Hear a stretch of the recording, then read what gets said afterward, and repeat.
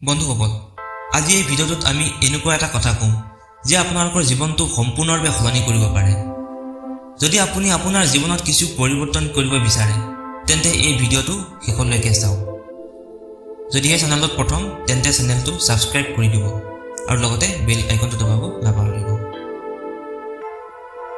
আমি যেতিয়া জীৱনত কিছু পৰিৱৰ্তন বিচাৰোঁ তেতিয়া প্ৰথমে ইতিবাচক চিন্তাধাৰা থকাটো অতি প্ৰয়োজনীয়।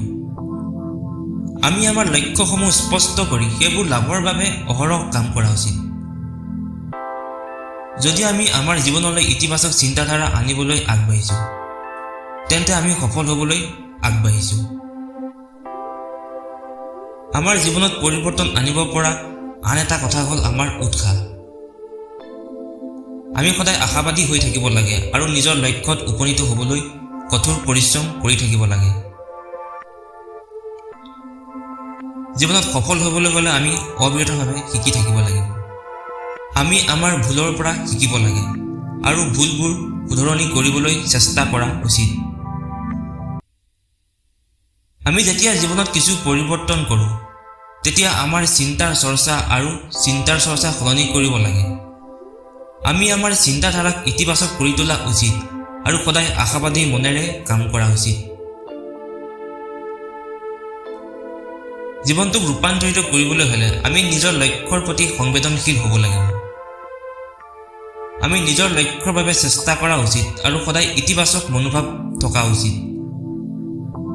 যদি আমি নিৰন্তৰ প্ৰচেষ্টা চলাওঁ আৰু আমাৰ কঠোৰ পৰিশ্ৰমৰ সৈতে সংগ্ৰাম কৰোঁ তেন্তে আমি সফলতা লাভ কৰিব পাৰোঁ। জীৱনৰ যিকোনো পৰিৱৰ্তন বৰ সংগ্ৰামেৰে লোৱা হয়, কিন্তু যেতিয়া আপুনি সেইবোৰ অতিক্ৰম কৰে তেতিয়া আপোনাৰ জীৱনটো এটা ডাঙৰ উত্থান হৈ পৰে। গতিকে নিজৰ কঠোৰ পৰিশ্ৰম আৰু উৎসাহেৰে কাম কৰি নিজৰ লক্ষ্যত উপনীত হ'ব। যদি আপুনি জীৱনত পৰিৱৰ্তন আনিব বিচাৰে তেন্তে ইতিবাচক চিন্তাধাৰা গ্ৰহণ কৰক, কঠোৰ পৰিশ্ৰম কৰক, নিজৰ লক্ষ্যত উপনীত হওক আৰু জয়ী হওক। যেতিয়া আপোনাৰ হৃদয় দুখী হয় তেতিয়া নিজকে সুধিব, আপুনি কঠোৰ পৰিশ্ৰম কৰিব নোৱাৰেনে? যুঁজিব নোৱাৰিবনে লক্ষ্যত উপনীত হ'ব পৰা?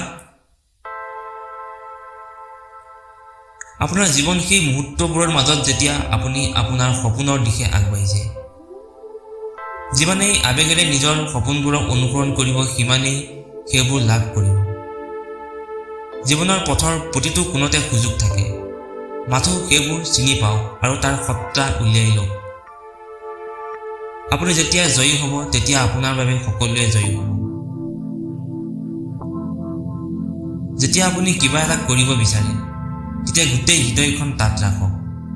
সফলতা কেৱল কঠোৰ পৰিশ্ৰমৰ দ্বাৰাই নহয়, সময়, উৎসাহ আৰু সৰ্বাধিক প্ৰচেষ্টাৰ দ্বাৰাও আহে।